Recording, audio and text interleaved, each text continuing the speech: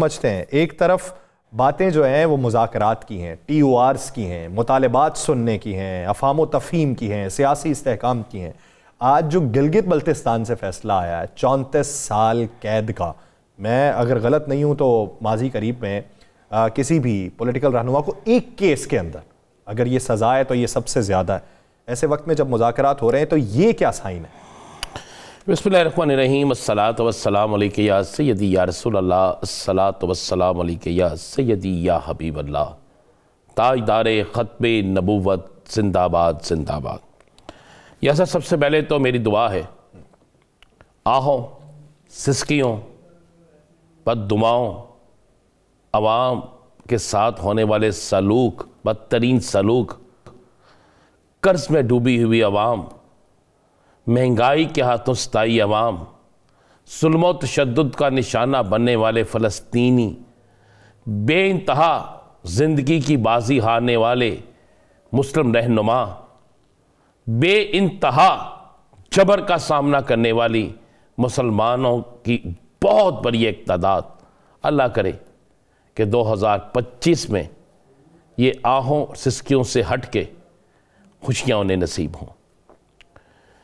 بہت برا لگتا ہے لیکن سچ کروا ہوتا ہے. ہمیں مان لینا چاہیے کہ 2024 میں پاکستان سے ہم شروع کریں نا اگر، اور پھر اس کے بعد امت مسلمہ کی طرف دیکھیں تو ہمیں ہر طرف بے حسی نظر آئے گی. روزانہ سینکڑوں بچے شہید ہوئے، سینکڑوں بچے، نہیں بولا کوئی. روزانہ ہزاروں گھر تباہ ہوئے سوائے ایک پریس ریلیز کے. کیا کسی امت مسلمہ کے کسی لیڈر نے، جو حکمران ہے یاسر صاحب، میں ان کی بات کر رہا ہوں، انہوں نے کچھ کیا؟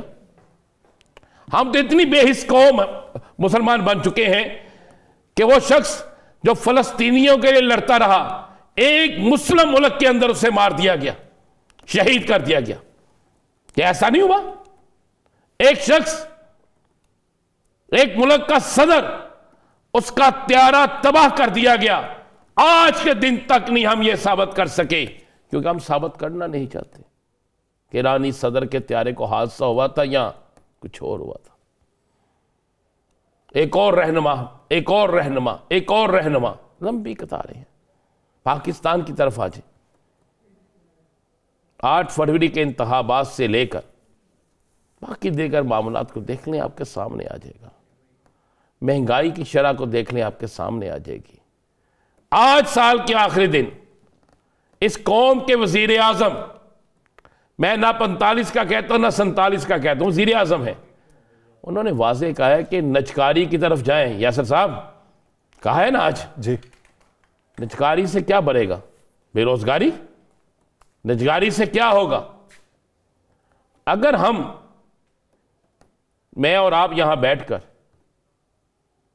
اگر پروگرام کو ٹھیک نہیں کر سکتے اور ہم یہ کہہ دیں کہ جناب اس پروگرام کو ٹھیک کرنے کا کنیکٹ جو ہے کسی اور کو دے دیا جائے، تو پھر ہمیں حق بھی نہیں بنتا اس پروگرام کا کریڈٹ لینے کا.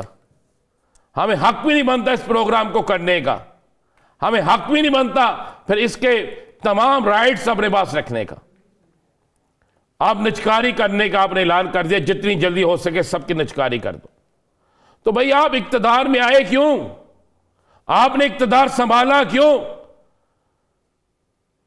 اگر آپ چیزیں درست نہیں کر سکتے اور سب کچھ پرائیویٹ سیکٹر کو آپ نے دے دینا ہے، سب کچھ ان کے حوالے کر دینا ہے، تو پھر آپ نے بیٹھ کے کیا کرنا ہے یاسر صاحب؟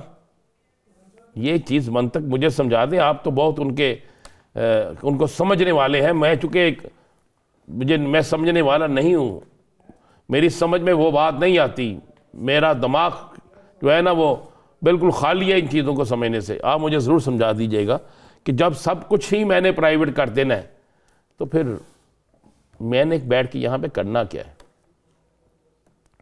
دعا کرتے ہیں کہ اگلا سال جو ہمارے پروگرام کے ختم ہوتے ہی شروع ہو جائے گا، اللہ کرے اس میں جو لوگ خوشیاں منا رہے ہیں انہیں خوشیاں ہی ملیں. اللہ کرے اس ملک کے سیاستدانوں کو عوام کا خیال آ جائے. اللہ کرے میرے ملک کی کوئی چیز جو ہے وہ بکنے کی بجائے ہم باہر سے خرید کے لائیں، ہم یہ کہیں 2025 میں کہ ہم نے فلاں فلاں فلاں ملک کی فلاں فلاں ایئر لائنز کو، فلاں انڈسٹری کو پاکستانیوں نے خرید لیا ہے، پاکستان اسے چلائے گا، ہم کہہ سکیں کہ میرے ملک کے اندر معاشرت اتنی مضبوط ہو گئی ہے، اتنی مضبوط ہو گئی ہے کہ اوورسیز سارے پاکستان آ کے کاروبار کر رہے ہیں، ہم یہ کہہ سکیں، یہ ہماری تمنا ہے، ہم کہہ سکیں کہ اس ملک میں اب دہشت گردی نہیں ہے، ہمارے جوان سرحدوں پر پہرا دیتے ہیں اور سکھ کے ساتھ واپس آتے ہیں، ہم یہ کہہ سکیں، اس لیے